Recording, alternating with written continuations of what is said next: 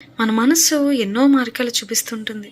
అయితే మనకొచ్చినటువంటి ఆలోచనలో 10 9 దేవునివి కావు. మరి 10 మైళ్ళు నడిచిన తర్వాత ఒక స్త్రీ ఆయన దగ్గరికి వచ్చి, అయ్యా, మీరు ఇక్కడ ఆరాధన జరిగిస్తే ఎంత బాగుంటుంది. మీరు వెళ్లే చోట ప్రజలు భక్తిళ్ళని బాబు శనివారం తోటలోనికి వెళ్ళి రాత్రంతా తాగుతూ ప్యాకెట్ ఆడుతూ జోతలాడుతూ కోడిపందాలాడుతూ అల్లరి ఆటపాటలు ఇవన్నిటితో ఆదివారం అంతా వేస్ట్ చేసి సోమవారం దాకా తిరిగిరారు. ఆ గ్రామం చేరడానికి ఇంకా 4-5 మైళ్ళు వెళ్లాల్సి ఉంది. ఒక ఇంటి దగ్గర నీళ్లు తాకి మరి తన పని గురించి తన గమ్యస్థానం గురించి తెలియజేశారు. మరి ఆ గృహిణి అయితే, యా, అక్కడికే వెళ్తున్నారా? ఆ ప్రజలు చాలా అంటే చాలా దుష్టులండి. వారి దుర్మార్గత్వము చుట్టుపక్కల గ్రామాలకు కూడా పాకుతుంది. నాకు ఒకే ఒక బిడ్డ, 13 ఏళ్ల అమ్మాయి అండి. వేసవకాలంలో ప్రతి శనివారం ఆదివారము నా భర్త ఆ గ్రామానికి తీసుకెళ్తారు. అక్కడ బూతులు, చుట్టలు, జోదము, పొగాకు నవ్వులటం, అపవిత్రమైన కథలు చెప్పుకుంటాం. ఇదే వాళ్ళకి కాలక్షేపం. నా కూతురిని వంట చేయడానికి తీసుకెళ్తాను. వారికి వండి పెడతాం. మా అమ్మాయికి చాలా శ్రద్ధ. నాకేమో పిచ్చి పట్టేంత కోపం, దుఃఖము. ఎందుకు పిల్లని తీసుకెళ్తావు అంటే వినడు. పనంతా నా మీదే వదిలేసి సోమవారం రాత్రి వరకు తిరిగి రారు అని తన గోడును వెళ్ళపుచ్చింది.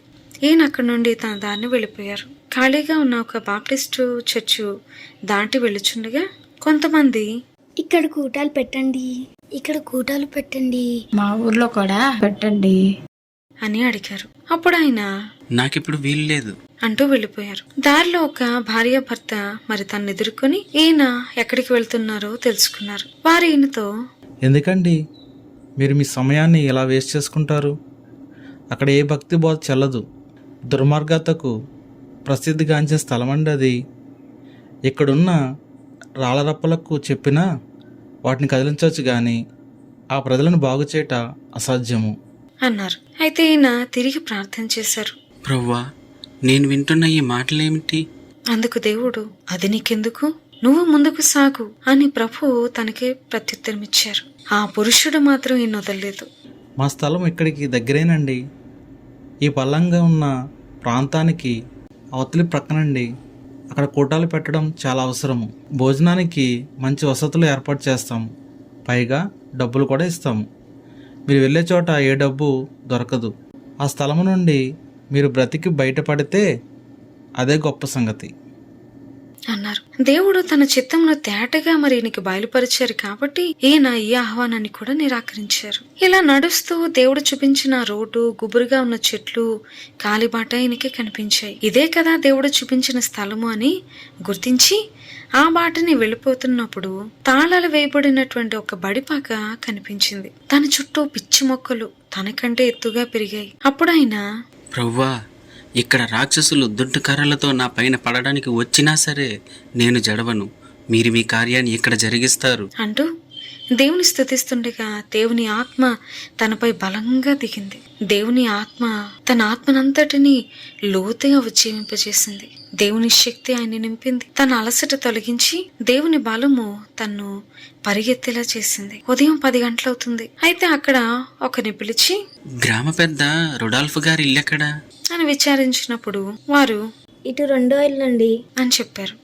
అక్కడున్న ఒక స్త్రీ, బోధకుల్లాగా ఉన్నారే, బడిపాకలో కోటాలు ఎట్టబోతున్నారా ఏటి అన్నారు. అయితే దానికి బెవింగ్టన్ గారేమో అవును అన్నారు. మరలా ఆ స్త్రీ, గాని అక్కడ కూటాలు పెట్టడం దండగండి, ఎవరు రాడు కూడా అని ఆమె ఏమో నసుగుతూ వెళ్ళిపోయింది. ఈయన ఆ గానీలు గిన్నెలు లెక్క చేయకుండా ముందుకు సాగారు. దేవుడు తనకి చూపించిన ఇల్లు పక్కన పాక అతనికి కనిపించాయి. తోటలో పనిచేస్తున్న ఇంటి యజమాని చూసి ఆయన పలకరించడానికి దగ్గరికి వెళ్లారు. మీరేనా అండి రుడాల్ఫ్ గారు అని అడిగారు. అయితే అతను, అయితే అయ్యేంలే, ఇప్పుడేంటి? నేను పరిశుద్ధతను బోధించు సువార్తికుడునండి. ఎంతోమంది బోధకులు తెలుసు కానీ ఇలాంటి పేరు చెప్పుకునే సువార్తికుడిని ఎప్పుడూ చూడలేదే. సరే, మీకేం కావాలి ఇక్కడ? అయ్యా, బడిపాక తాళాలు మీ దగ్గర ఉన్నాయంట కదా, దానిని తెరిపించండి. నేను ఇక్కడ కోటాలు పెట్టాలి. క్రమముగా ఆరాధనలు జరిగేటట్టు చూడాలి. ఆ తలుపు తెరవగలను గానండి. ఈ గ్రామంలో పెద్దలు చిన్నలు ఏకంగా బోధకు మాత్రం ఆ పాక తెరవకూడదని నిర్ణయించుకున్నారు. బెంచీలన్నీ పాడైపోయినాయి. నా భార్యకు కూటాలంటే చాలా ఇష్టమే గాని మరి నేనేం చేయలేనండి అన్నారాయన. అదే భోజనం టైం కాబట్టి మరి ఇతన్ని ఆహ్వానించి భోజనము పెట్టారు. మరి భోజనం అయిన తర్వాత మరి ద్వారం వరకు కూడా ఆయన సాగనంపుతూ, ఇక్కడ దగ్గరలో గుమ్మడిగూడెం అనే ఊరుందండి. అక్కడ ఒక కొత్త బడిపాక కట్టారు. అదిగో ఆ రోడ్డు చూశారు కదా, ఆ రోడ్డునే 3 మైళ్ళు వెళ్ళారంటే ఆ ఊరు చేరుకుంటారు అంటూ తన్ని పంపించేశారు. మరి తన పెట్టెలు మోసుకుంటూ ఆ రోడ్డుని వెళ్తూ ఉంటే మరలా దేవుణ్ణి అడగడం ప్రారంభించారు ఈయన. ప్రభువా, నేనిప్పుడు ఎక్కడికి వెళ్తున్నాను? అప్పుడు దేవుడు, ఇదే దారి, నడువు అని ప్రభువు చెప్పారు. ఈయన ఆ దారిని వెళ్తుంటే ఒక కొండ ఎక్కవలసి వచ్చింది. సరే అని ఆ కొండ ఎక్కిన పెదప ఒక చెట్టు నీడను తన పెట్టెలు దింపి చూస్తున్నారు. వెంటనే దేవుడు, ఇదే స్థలము అని చెప్పారు. ఆ చెట్టు కింద 9 రాత్రింపగళ్ళు కూడా ప్రార్థన చేశారు. ఆ తలుపు తెరిపించు ప్రభువా అని మొరపెట్టారు. ఆ 9 దినాలు కూడా తనకి ఆకలి దాహాల్ని దేవుడు కట్టేశారు. 2వ రోజున సాతాను తన పక్కకొచ్చి, ఇదిగో ఇక్కడ ఏం ప్రార్థన చేస్తావు గాని ఇన్ని రోజులు నువ్వు చేసిన ఇంతే. ఇక్కడ రోజులు గడుస్తాయి గాని ఏం జరగదు. ఆ గుమ్మడి గూడానికి వెళ్ళొచ్చు కదా. ఈ చెట్టు కింద నీకు జలుబు చేస్తుంది. 1 సంవత్సరం పడక విడిచిపెట్టావు, అంత నీరసం అయిపోతావు. మరణం కూడా వచ్చినా వస్తుంది. ఇప్పటికే 3 సార్లు వర్షంలో ఇక్కడే తడిచావు అని చెప్పింది. ఆయన దానిని పడచెవిని పెట్టారు. 9వ రోజు తన మనస్సు దేవుని మనస్సుతో కలిసిపోయింది. తెల్లవారి 5 గంటల సమయం అది. దేవుని ప్రశాంతత తను ఆవరించింది. ప్రతి ఆటంకమును దేవుడు తొలగిస్తున్నట్లుగా దేవుడు తనకి గ్రహింపచేశారు. అప్పుడు బెవింగ్టన్ గారు సాతానుతో, సాతానా, నన్ను ఇంకా ఆటంకం కలిగించే సరుకు నీ నరకంలో ఇంకేమైనా ఉంటే పడేయి, నేను దానిని కూడా క్రీస్తు ద్వారా జయిస్తాను అని చెప్పారు. దేవుని సన్నిధిలో ఈయన ప్రవేశించినట్లు దర్శనం కలిగింది. దేవుని దృష్టిలో ఈయన బహు అల్పుడైన పురుగంత స్వల్ప స్థితికి వచ్చారు. దేవుడైతే తన ఎదుట మహోన్నతునిగా కనిపించారు. ఈ తగ్గింపు తనకెంతో మనశ్శాంతిని కలిగించింది. ఈ గ్రహింపు తన బ్రతుకంతా తనలో నిలిచుంటే ఎంత బాగుండునో అనిపించింది. మధ్యాహ్నం 2:15 అయింది. అప్పుడు ఆయన, ప్రభువా, ఆ తలుపు విషయం ఏం చేశావు అని అడిగారు. కలుక్కుమని తాళములు తిప్పు చప్పుడు వినిపించింది. తలుపు తెరవడం చూశారు. అది తెరవగా నేల మీద తలుపు రాసుకుంటూ ఒక గుండ్రపు గీత గీసింది. అప్పుడు ఆయన, ప్రభువా, తలుపు తెరిచావు, మీకు స్తోత్రములు. కానీ గిద్యోనికి ఇచ్చినట్టు నాకును 2 జయ సూచనలు ఇవ్వరా అని అడిగారు. నేను ఇప్పటికే ఇచ్చేదిని అన్నట్టు మరలా తాళపు చెవులు, కలుక్కుమన్న శబ్దము, తలుపు తీయడము, ఆ తలుపు తీసినప్పుడు గుండ్రని గీత చూపించటము జరిగింది. అప్పుడు ఆయన, చిత్తం ప్రభువా అంటూ తన పెట్టెలు మోసుకుంటూ రూడాల్ఫ్ గారి ఇంటికి వెళ్ళారు. ఆయన చూసి, రండి రండి, మీకోసమే కనిపెడుతున్నాను. నేను భోజనం చేసేసాను, మీరు వెళ్ళి భోజనం చేయండి అన్నారు. భోజనం సమయం అయింది కాబట్టి ఆయన భార్య, ఇప్పుడు తన కార్యమును సఫలపరిచారండి. నా భర్త భోజనం చేస్తున్నప్పుడు 3 సార్లు ఫోన్ వచ్చింది. లేచి మాట్లాడాల్సి వచ్చింది. మిమ్మల్ని దారిలో కలిసిన వారని చెప్పారు మరి అని చెప్పారు. ఈయన ఆ 22 మైళ్ళ ప్రయాణంలో ఉన్నప్పుడు దారిలో మరి తనను సంధించిన 3 వ్యక్తులు రూడాల్ఫ్ గారికి ఫోన్ చేశారట. వారు 3 కూడా బడిపాకను తెరవమన్నారట.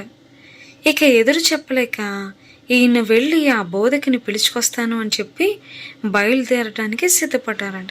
ఏ సమయంలో అయితే ఈ బోధకుని పిలుచుకొస్తానని రూడాల్ఫ్ గారు బయలుదేరడానికి సిద్ధపడ్డారో అదే సమయమున ఈయన చెట్టు కింద మరి ప్రార్థన చేస్తున్నప్పుడు దేవుడు తలుపు తెరవబడమని దర్శనాన్ని చూపించారు. భోజనమైన తర్వాత మరి బడిపాక తాళాలు ఆయన చేతికి అందించారు. వాటిని తీసుకుని ఈయన బయలుదేరారు. రూడాల్ఫ్ గారు, వెళ్ళవయ్యా వెళ్ళు, స్త్రీలు పిల్లలు కూటానికి వస్తారులే, కానీ పురుషులకు ఇక్కడ వేరే ముఖ్యమైన పని ఉంది. నక్కలు మా కోళ్ళని తినేస్తున్నాయి, కాబట్టి మేము నక్కల వేట ఏర్పాటు చేసుకున్నాము. నాయకునిగా నన్ను నియమించారు. వేట కుక్కలను సంపాదించడానికి చాలా డబ్బు పెట్టుబడి పెట్టాము అని చెప్పారు. అయితే ఈయన, తాళాలు దొరికాయి, అదే చాలు అనుకుంటూ వెళ్ళిపోయారు. తాళాలు తీయగా తలుపు రాలేదు. గట్టిగా తోయాల్సి వచ్చింది. తలుపు నేలకు రాసుకుంటూ ఆ గుండ్రపు గీతని గీసింది. ఆ గీతని చూసి ఈయన దేవుని ఎంతో బహుగా ఆనందించారు.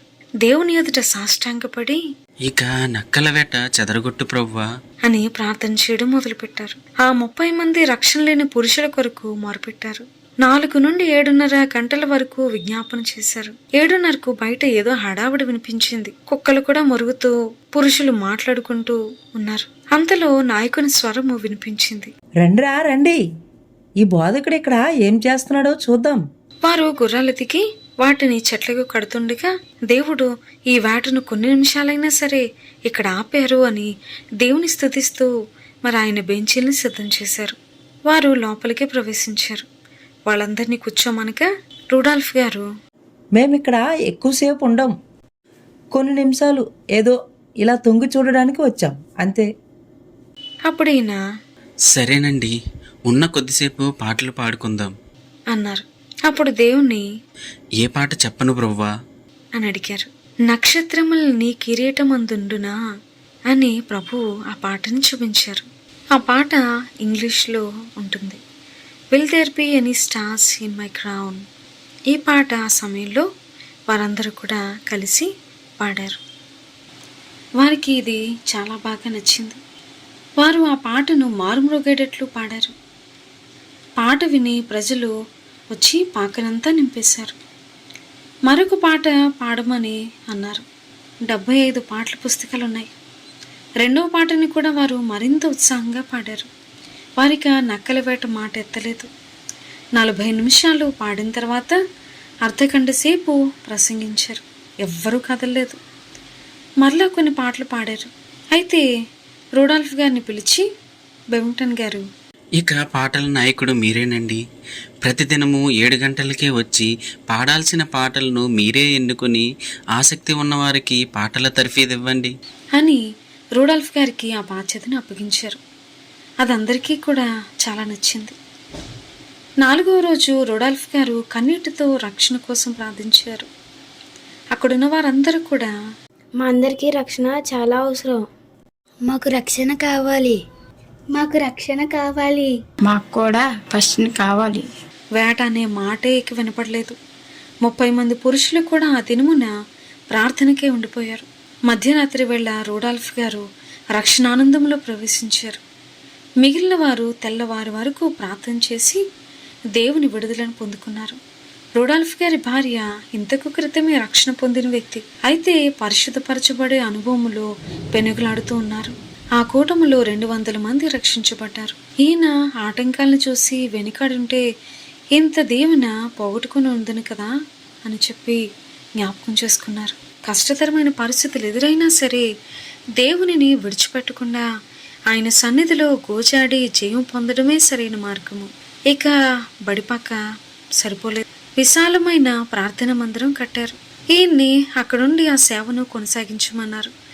అయితే ఇంకా అనేక స్థలాల నుండి ఆహ్వానాలు వచ్చాయి. మరి అక్కడ కూడా దేవుని రక్షణ అవసరము. అందుకని ఈయన మరి అంగీకరించలేకపోయారు. తర్వాత కొంతకాలానికి లోక జ్ఞానంతో నిండిన ఒక పాస్టర్ గారు అక్కడ సేవను చూసుకోవడానికి వచ్చారు. అయితే ఆయన చేతిలో సంఘమంతియు చాలా దెబ్బతిన్నది. ఎందుకంటే ఆ పాస్టర్ గారు లోక జ్ఞానముతో నింపబడినటువంటి పాస్టర్ గారు. లోక జ్ఞానము దేవుని జ్ఞానముతో సరిపడదు, దేవుని రక్షణతో సరిపడదు. లోక జ్ఞానముతో సేవని చేయలేము. లోక జ్ఞానంతో నిండిన ఆ పాస్టర్ గారు అక్కడ వదిలేసి వేరే చోటికి వెళ్ళిపోయారు. అయితే రూడాల్ఫ్ గారు ఆయన యొక్క సతీమణి గారు అంతము వరకు స్థిరముగా నిలిచి పరిశుద్ధ జీవితమును ప్రజలకు ప్రచురించారు. వారిరువురు అక్కడ ఉండి అనేక మందిని ప్రభు యొక్క రక్షణలోనికి నడిపించారు.